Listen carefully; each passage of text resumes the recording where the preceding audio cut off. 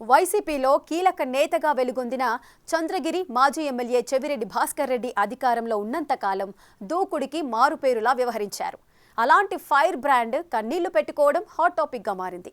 తన స్వగ్రామం తుమ్మలగుంట ఆత్మీయ సభలో మీకు అన్ని చేశాను, కానీ మీరు నా కొడుకును ఓడించారంటూ తన మనోవేదన వెళ్లగక్కిన సందర్భంలో ఆయన కళ్ళు చెమర్చాయి.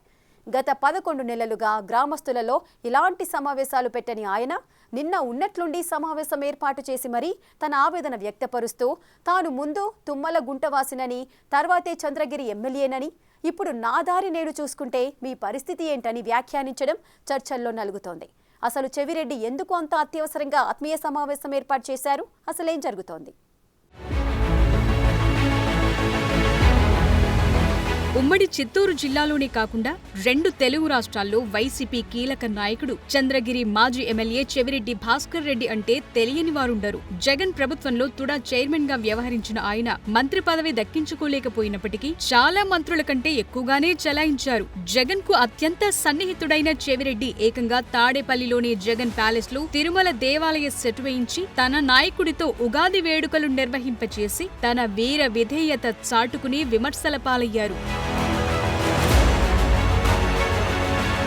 వైసీపీలో అనేక సమస్యల పరిష్కారకర్తగా జగన్ రెడ్డి కుటుంబానికి తలలోని నాలుక లాంటి వాడిగా చెవిరెడ్డికి పేరుంది. అలాంటి నాయకుడికి పార్టీ ఓడిపోయాక ఏదో కష్టం వచ్చినట్లు కనిపిస్తోంది. అయితే అందరితో తనకెందుకు, తన బాధను తన సొంత గ్రామస్తులతో చెప్పుకుంటే చాలు అనుకున్నాడో లేక మరో కారణమో కానీ అర్జెంట్ గా చంద్రగిరి సెగ్మెంట్ లోని తన స్వగ్రామం తుమ్మలకుంట వాసులతో ఆత్మీయ సమావేశం ఏర్పాటు చేసి వారి ముందు తన ఆవేదన వ్యక్తం చేశారు. పార్టీ అధికారంలో ఉన్నంత కాలం చొక్కా చేతులు మడిచి మరీ ప్రత్యర్థులపై విరుచుకుపడుతూ బీరాలు పలికిన ఆయన కళ్ళు ఈ సందర్భంగా చెమచటం చూసి అందరూ ఆశ్చర్యపోతున్నారు. పనిలో పనిగా నేను వదిలేసిపోతే మీ పరిస్థితేంటని ఆయన గ్రామస్తులను ఎమోషనల్ బ్లాక్మెయిల్ చేసి తన ఒరిజినాలిటీ బయటపెట్టుకున్నారు. ఆలోచించాలి. ఇంత కష్టపడే వ్యక్తి, ప్రతి ఒక్కరిని బిడ్డల్లా చూసుకునే వ్యక్తి, ఇతను మనం ఇవ్వాల్సిన గౌరవం ఇదేనని మేము ఆలోచించాలి. ఇది న్యాయమని ఆలోచించాలి. మనల్ని బిడ్డల్లాగా చూసుకున్న వ్యక్తి, బిడ్డను మనం ఓడిస్తే న్యాయమని మీరు ఆలోచించున్నారు. నాకేం ఇబ్బంది లేదు. నా బిడ్డ ఓడిపోతే ఒకటే చెప్పాను, నేను నా జీవితంలో అనుభవం గుర్తుపెట్టుకోని చెప్పాను. ప్రజలకు అర్థం కావాలి, ముందు మన గ్రామస్తులకు అర్థం కావాలి. మీరు చెప్పండి, రేపు తెల్లారితో నాకు వద్దు ఈ గ్రామం, ఒక గ్రామానికి చెందిన వాడిని కాదు, ఒక నియోజకవర్గానికి చెందిన వాడిని, ఒక రాష్ట్రంలో నేను ఒక ముఖ్యమైన నాయకుడిని, ఈ ఊరు నాకు వద్దనుకొని నా భార్య పిల్లలు తీసుకొని తిరుపతికి వెళ్ళి ఇంకొక మంచి టౌన్కి వెళ్ళి నేను కాపురం పెడితే ఈ ఊర్లో మీ పరిస్థితి ఏంటో ఆలోచించండి. ఉమ్మడి చిత్తూరు జిల్లాలోని కొందరు నేతలు ఏపీలో వైసీపీకి పిల్లర్స్ లాంటి వారని చెప్పొచ్చు. అలాంటి వారిలో చెవిరెడ్డి భాస్కర్ రెడ్డి ఒకరు. 2014లో టీడీపీలోని అనైక్యతతో చంద్రగిరిలో సొంత సామాజిక వర్గం గల్లా అరుణకుమారిని వ్యతిరేకించడంతో చెవిరెడ్డి మొదటిసారి ఎమ్మెల్యేగా విజయం సాధించారు. తరువాత 2019లో జగన్ గాలిలో సునాయాస విజయం సాధించారు. అయితే మొదటిసారి ఎమ్మెల్యేగా గెలిచినప్పటి నుంచి నియోజకవర్గంలో పట్టు కోసం అనేక కార్యక్రమాలు చేపట్టారు. నియోజకవర్గం వ్యాప్తంగా పండుగలకు తాయిలాలు పంచడంతో పాటు ఇంటింటికి శుభాకాంక్షలు వెళ్లేవి. దానికి తోడు వాలంటీర్ వ్యవస్థ రాకముందే తానే నియోజకవర్గంలో అలాంటి వ్యవస్థను ఏర్పాటు చేసుకుని మంత్రాంగం సాగించారు. అలా అన్ని కలిసొచ్చి 2019లో ఆయన భారీ మెజార్టీతో గెలవగలిగారు. ఎన్నికల తరువాత శాసనసభ విప్తో పాటు తుడా చైర్మన్ పదవి ఆయనకే దక్కింది. అప్పటికే ఆ పదవి మీద ఆశలు పెట్టుకున్న వైసీపీ నేతలు తీవ్ర నిరాశకు గురయ్యారు. అయినా జగన్ కు అత్యంత సన్నిహితుడు కావటంతో ఏమి చేయలేని పరిస్థితి.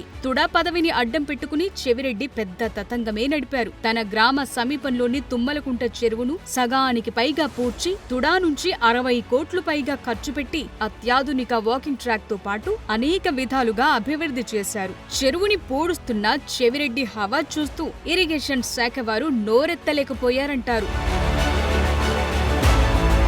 తుడా పరిధిలో ఇష్టారాజ్యంగా బెంచీల పేరుతో కోట్లాది రూపాయలు ఖర్చు పెట్టి ఆ బల్లలపై తన పేరు వేయించుకుని చెవిరెడ్డి చేసిన ప్రచార ఆర్భాటం ఇప్పటికీ ప్రజల నోళ్లలో నానుతూనే ఉంది. దానికి తోడు రహదారులకు సైతం వైఎస్తో పాటు తన పేరు పెట్టుకున్న ఘనత ఆయనది. తుడా అనేది కేవలం చంద్రగిరి నియోజకవర్గం వరకే అన్నట్లు పాలన సాగించారు. తుడా నిధులతో సొంత సర్వే టీంలకు, వ్యక్తిగత సిబ్బందికి జీతాలిప్పించుకున్నారన్న ఆరోపణలున్నాయి. వాటితో పాటు అనేక రకాలుగా తుడా నిధులు దుర్వినియోగం చేశారన్న అభియోగాలున్నాయి. తుడా నిధులతో తుమ్మలకుంట చెరువులో ఏర్పాటు చేసిన పార్కుపై ఇప్పటికే వివాదాలు నడుస్తున్నాయి. పూర్వం చెరువు ఎలా ఉందో అలా ఉంచాలని చాలా మంది గ్రీన్ ట్రిబ్యునల్ కు వెళ్లారు. ఇప్పటికే గ్రీన్ ట్రిబ్యునల్ ఆదేశాలతో అవిలాల చెరువును యథావిధిగా ఉంచడానికి టీటీడీ ఇరిగేషన్ శాఖ అందులో ఉన్న నిర్మాణాలు తొలగిస్తోంది. ఇదే పరిస్థితి తుమ్మలగుంట చెరువులో ఏర్పాటు చేసిన పార్కుకు కూడా పట్టే కాలం దగ్గర్లోనే ఉందని అంటున్నారు. ఎన్నికల్లో ఎంపీగా ఒంగోలు నుంచి పోటీ చేసి ఓటమి పాలయ్యారు చెవిరెడ్డి. మరోవైపు చంద్రగిరిలో తన కుమారుడు మోహిత్ రెడ్డిని అభ్యర్థిగా రంగంలోకి దించారు. మోహిత్ భారీ తేడాతో టీడీపీ అభ్యర్థి పులివర్తి నాని చేతిలో ఓటమి పాలయ్యారు. మోహిత్ రెడ్డి పొలిటికల్ ఎంట్రీ సందర్భంగా చెవిరెడ్డి భాస్కర్ రెడ్డి తిరుపతిలోని ఓ ప్రైవేట్ కళ్యాణ మండపంలో భారీ సభ ఏర్పాటు చేశారు. తన రాజకీయ గురువు భూమన కరుణాకర్ రెడ్డితో పాటు రోజా, పెద్దిరెడ్డి, విజయసాయిరెడ్డి లాంటి వారందరినీ పిలిపించి మరీ హడావిడి చేశారు. దాంతోపాటు నియోజకవర్గంలో ఇంటింటికి కుక్కర్లు పంపిణీ చేయించారు. మరోవైపు కరోనా సమయంలో ఆనందయ్య మందుతో హడావిడి చేశారు. అయితే చెవిరెడ్డి ఎంత చేసినా పార్టీ కోసం కష్టపడ్డ క్యాడర్ను దూరం పెట్టారన్న విమర్శలున్నాయి. దానికి తోడు పార్టీ అధికారంలో లేనప్పుడు అందరినీ పేరు పేరున పలకరించిన చెవిరెడ్డి పార్టీ అధికారం రాగానే ప్రజలతో పనిలేదన్నట్టు వ్యవహరించారు. ఇప్పుడు పలు కేసులు, వివాదాలు ఆయన్ని చుట్టుముడుతున్నాయి. ఓటర్ల జాబితా తయారీలో అక్రమాలకు పాల్పడ్డారని ఎమ్మెల్యే పులివర్తి నాని ఫిర్యాదుతో సిఐడి కేసులు పెట్టి విచారిస్తోంది. తుడా నిధుల అక్రమాలపై విజిలెన్స్ విచారణ జరుగుతోంది. దాంతోపాటు పోలింగ్ తర్వాత పులివర్తి నానిపై పద్మావతి మహిళా యూనివర్సిటీలో జరిగిన దాడికి సంబంధించి హత్యాయత్నం కేసుల విచారణ సాగుతోంది.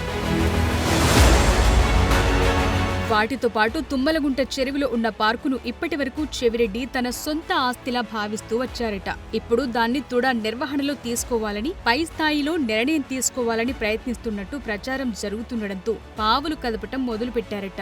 గ్రామంలోని వారందరితో అత్యవసర ఆత్మీయ సమావేశం ఏర్పాటు చేసి మరి తాను అందర్నీ బిడ్డల కంటే ఎక్కువగా చూసుకున్నా తన బిడ్డని ఓడించారంటూ సెంటిమెంట్ పండించే ప్రయత్నం చేశారట.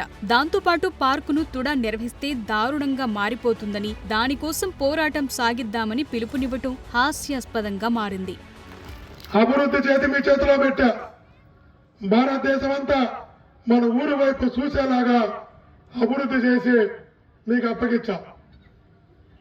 ఈ అభివృద్ధిని కాపాడుకోవడంలో ఎవరైనా తుమ్మలగుంట జోలికి వస్తే, రావాలనుకుంటే, రావడానికి ప్రయత్నం చేస్తే దాని పర్యవసానం ఎంత తీవ్రంగా ఉంటుందో, ఎంత గట్టిగా ఉంటుందో గతంలో తుమ్మలగుంటకున్నటువంటి ఒక పేరుంది. తుమ్మలగుంట జోలికి వస్తే ఎవరు ఊరు దాటి బయటకు కూడా పంపరు అని.